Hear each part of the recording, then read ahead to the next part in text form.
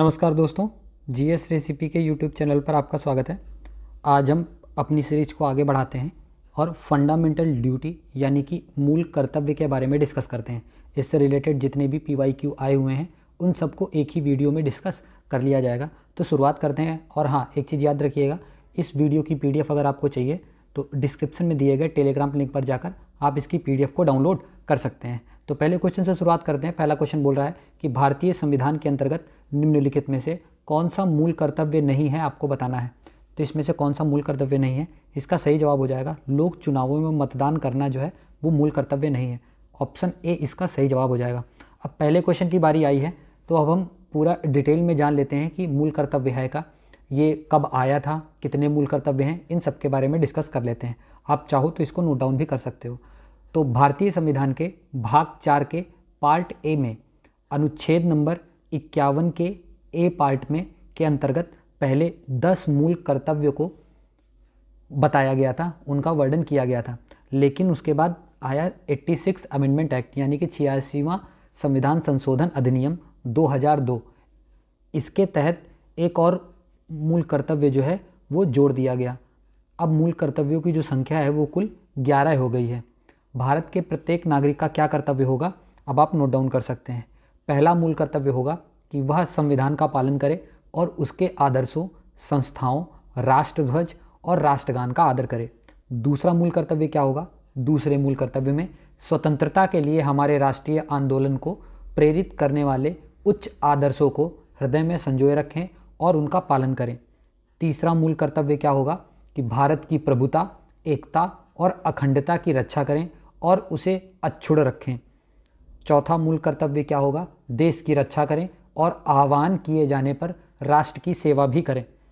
पांचवा मूल कर्तव्य क्या होगा, भारत के सभी लोगों में समरसता और समान भ्रातृत्व की भावना का निर्माण करें, जो धर्म, भाषा और प्रदेश या वर्ग पर आधारित सभी भेदभाव से परे हो। ऐसी प्रथाओं का त्याग करें जो स्त्रियों के सम्मान के विरुद्ध हैं।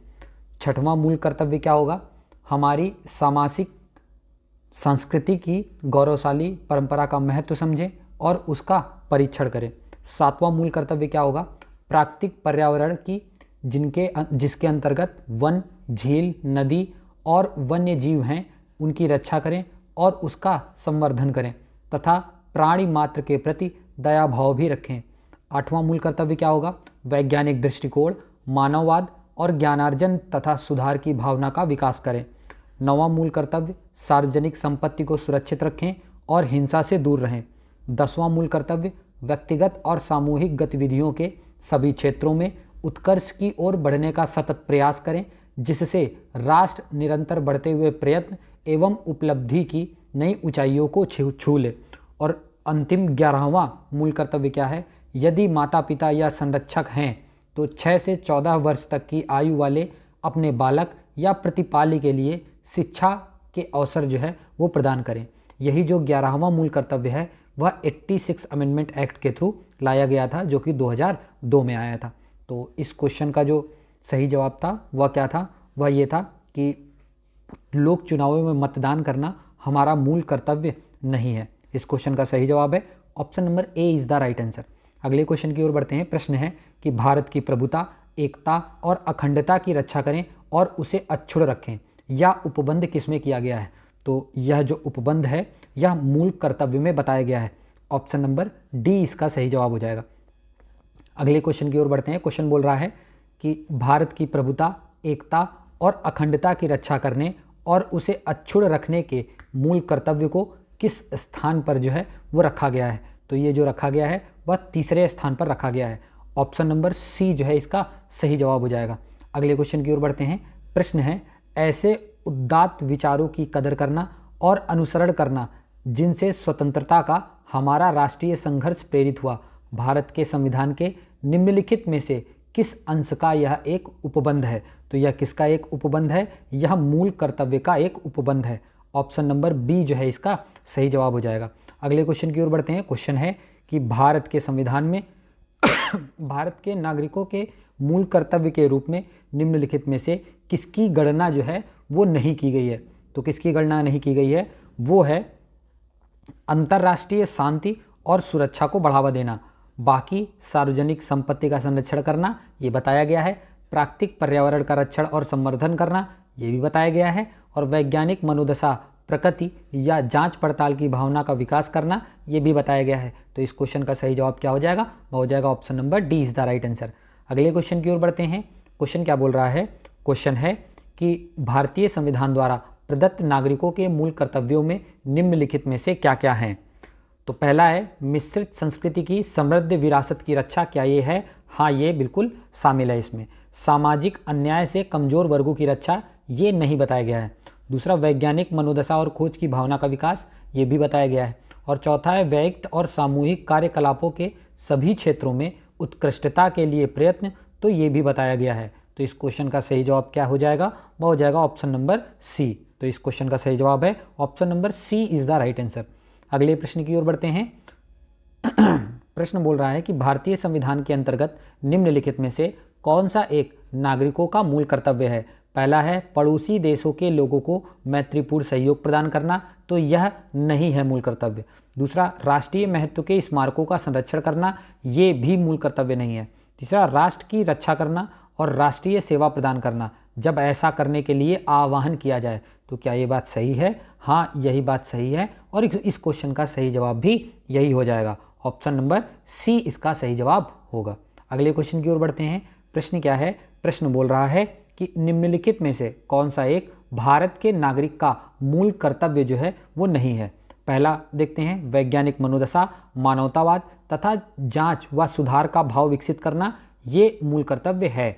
दूसरा, जन संपत्ति की रक्षा तथा हिंसा का सत्यांग करना, तो ये भी बिल्कुल शामिल किया गया है। तीसरा, भारत की प्रभुता, एकता एवं अखंडता को बनाए रखना तथा उसकी रक्षा करना, ये भी बताया गया है। और चौथा है परिवार नियोजन अपनाना एवं जनसंख्या नियंत्रण करना, तो ये कोई भी मूल कर्तव्य नहीं है। तो इस क्वेश्चन का सही जवाब हो जाएगा option number D is the right answer. अगले क्वेश्चन की ओर बढ़ते हैं। प्रश्न बोल रहा है कि भारत के संविधान के अधीन नागरिकों के लिए निम्नलिखित में से कौन सा एक मूल कर्तव्य है? ये आपको बताना है। पहला, पड़ोसी देशों के लोगों को मित्रवत सहयोग प्रदान करना, ये नहीं बताया गया है।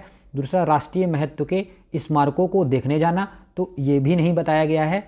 तीसरा है राष्ट्र की रक्षा करना तथा राष्ट्रीय सेवा प्रदान करना, जब भी इस हेतु आह्वान किया जाए, तो ये बताया गया है। और चौथा है भारत के धर्मों को अधिकाधिक मानना, तो ये भी बात गलत है। तो इस क्वेश्चन का सही जवाब क्या हो जाएगा? वह हो जाएगा option number C is the right answer. अगले क्वेश्चन की ओर बढ़ते हैं। क्वेश्चन क्या बोल रहा है? क्वेश्चन है कि भारत के संविधान के प्रावधानों के अनुसार निम्नलिखित में से कौन सा एक मौलिक कर्तव्य नहीं है, आपको बताना है। तो पढ़ते हैं कौन सा नहीं है। पहला है राष्ट्रध्वज का सम्मान करना, ये मूल कर्तव्य है। दूसरा है राष्ट्र की प्रतिरक्षा करना, ये भी बताया गया है। तीसरा है अपने बच्चों को शिक्षा प्रदान करना, ये ऐड किया गया था 11वें नंबर पे। और चौथा है ग्राम एवं कुटीर उद्योगों को प्रोत्साहन देना, यही नहीं बताया गया है। ये आपका डीपीएसपी में है। किस में है? डीपीएसपी में। तो इस क्वेश्चन का सही जवाब क्या हो जाएगा? वो हो जाएगा option number D is the right answer. अगले क्वेश्चन की ओर बढ़ते हैं। क्वेश्चन बोल रहा है कि निम्नलिखित में से कौन सा एक मूल कर्तव्य नहीं है, आपको बताना है। पहला, भारत के संविधान का पालन करना और राष्ट्रध्वज और राष्ट्रगान का आदर करना, ये जो है मूल कर्तव्य है। दूसरा, सार्वजनिक संपत्ति को सुरक्षित रखना, ये भी मूल कर्तव्य है। तीसरा है भारत की प्रभुता, एकता और अखंडता की रक्षा करना, ये भी मूल कर्तव्य है। और चौथा है कि अनिवार्य सैन्य सेवा प्रदान करना, क्या ये मूल कर्तव्य है? नहीं, ये मूल कर्तव्य जो है वो नहीं है। ऑप्शन नंबर डी जो है इसका सही जवाब हो जाएगा। अगले क्वेश्चन की ओर बढ़ते हैं। प्रश्न बोल रहा है कि भारत के संविधान के भाग 4 का यानी कि 4th ए में निम्नलिखित में से कौन सा एक भारत के प्रत्येक नागरिक के कर्तव्य के रूप में वर्णित नहीं है? इसमें आपको बताना है कौन सा नहीं है। तो पहला है राष्ट्रीय सेवा देना, जब इसके लिए आहूत किया जाए, तो ये बात बिल्कुल कही गई है। दूसरा है स्त्री की मर्यादा के लिए अपमानजनक व्यवहार का परित्याग करना, ये भी बताया गया है। तीसरा है एकात्मक राष्ट्रीय संस्कृति को मान लेना और उसका परिरक्षण करना, तो ये बात नहीं कही गई है। और चौथा है अन्वेषण और सुधार की भावना विकसित करना, ये भी बताई गई है। तो क्वेश्चन के हिसाब से सही जवाब क्या हो जाएगा? वो हो जाएगा option number C is the right answer. अगले प्रश्न की ओर बढ़ते हैं। क्वेश्चन है कि भारत के संविधान के अनुच्छेद 51A यानी कि 4th ए में निम्नलिखित में से क्या शामिल है, वह पूछा जा रहा है। तो कौन सा शामिल है? मैंने बताया है इसमें फंडामेंटल ड्यूटी के बारे में बताया गया है। ऑप्शन नंबर ए जो है इसका सही जवाब हो जाएगा। अगले क्वेश्चन की ओर बढ़ते हैं। प्रश्न बोल रहा है कि एक नागरिक के मूल कर्तव्यों में निम्न में कौन सा कर्तव्य जो है वो सम्मिलित नहीं है, आपको बताना है। पहला है प्राकृतिक पर्यावरण की रक्षा और उसका संवर्धन करना, ये बताया गया है। दूसरा, स्वतंत्रता के लिए हमारे राष्ट्रीय आंदोलन को प्रेरित करने वाले उच्च आदर्शों को संजोए रखें और उनका पालन करें, तो ये भी बताया गया है। तीसरा है अस्पृश्यता मिटाने की ओर प्रयास करें, तो ये नहीं बताया गया है। और चौथा है वैज्ञानिक दृष्टिकोण, मानवतावाद और ज्ञानार्जन तथा सुधार की भावना का विकास करें, ये भी बताया गया है। तो क्वेश्चन के हिसाब से सही जवाब क्या हो जाएगा, वह हो जाएगा option number C is the right answer. अगले क्वेश्चन की ओर बढ़ते हैं। प्रश्न बोल रहा है कि निम्नलिखित में से कौन सा तत्व भारतीय संविधान के भाग 4A मूल कर्तव्य में वर्णित नहीं है, आपको बताना है, वो आपको बताना है।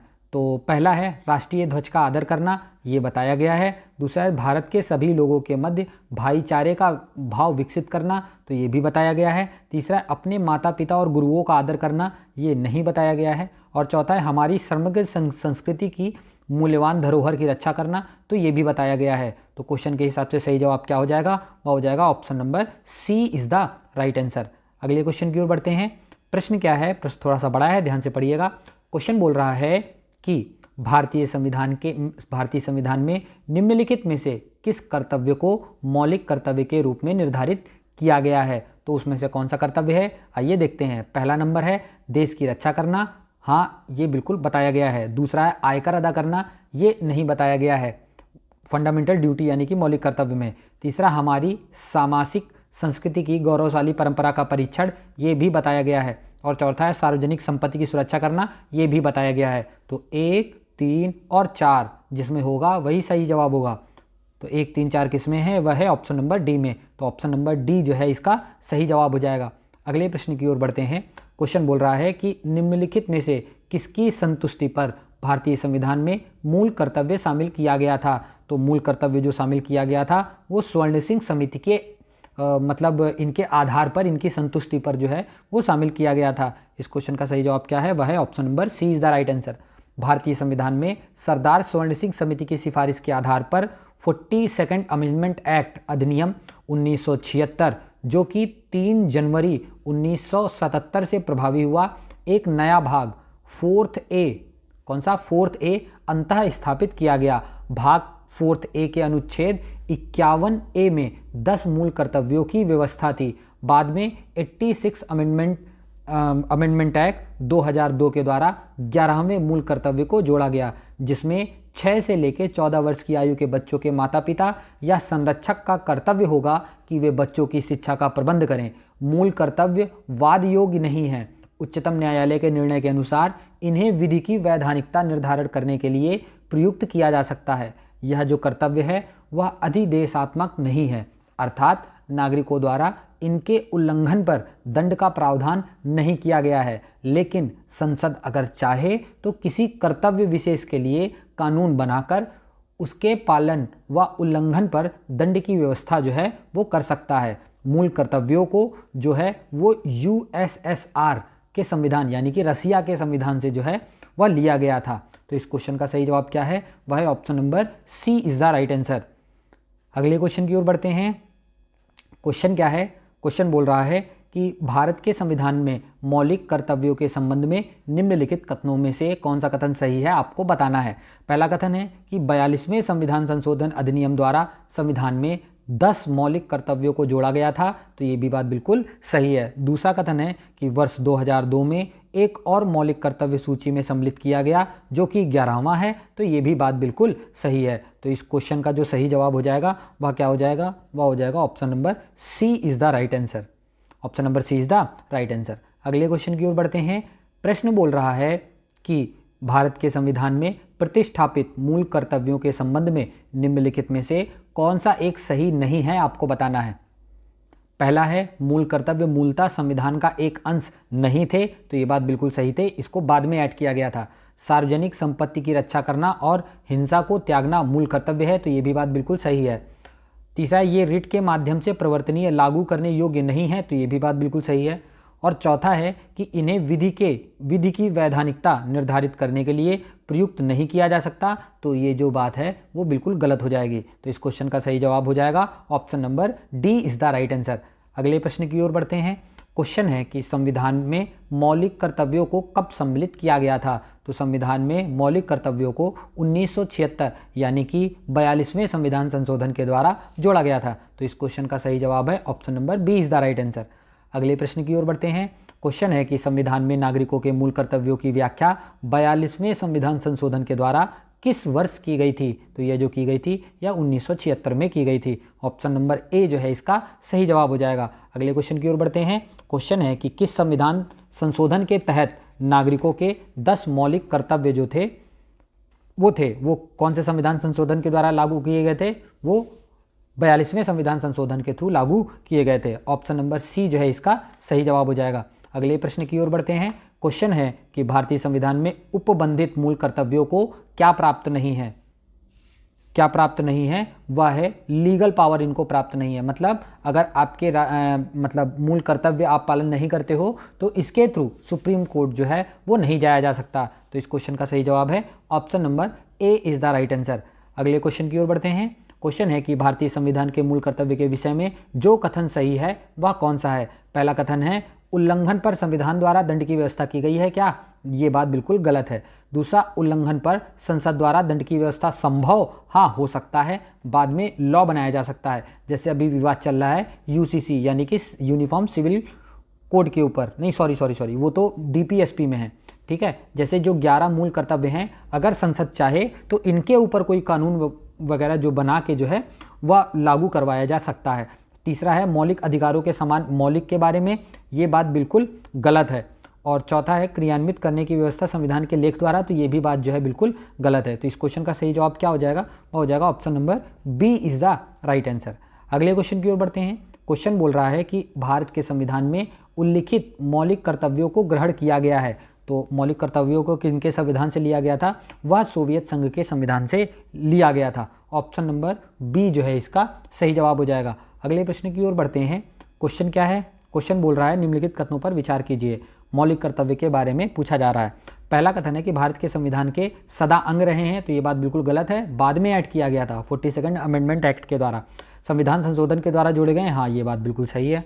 तीसरा है भारत के सभी नागरिकों के लिए अधिदेशात्मक है, मतलब मैंडेटरी हैं, तो ये बात बिल्कुल गलत है, मैंडेटरी नहीं है। तो दूसरा जवाब केवल इसका सही होगा। और ओनली टू किस में है, ओनली टू है ऑप्शन नंबर सी में। ऑप्शन नंबर सी जो है इसका सही जवाब हो जाएगा।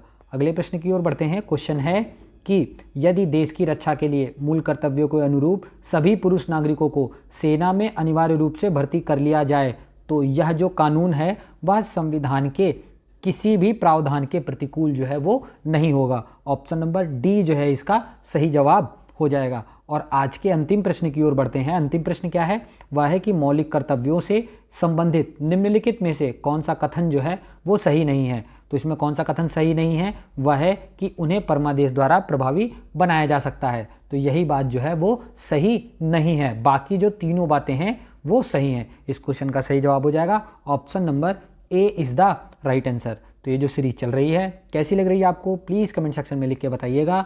वीडियो को लाइक करिएगा और चैनल को सब्सक्राइब करिएगा। धन्यवाद।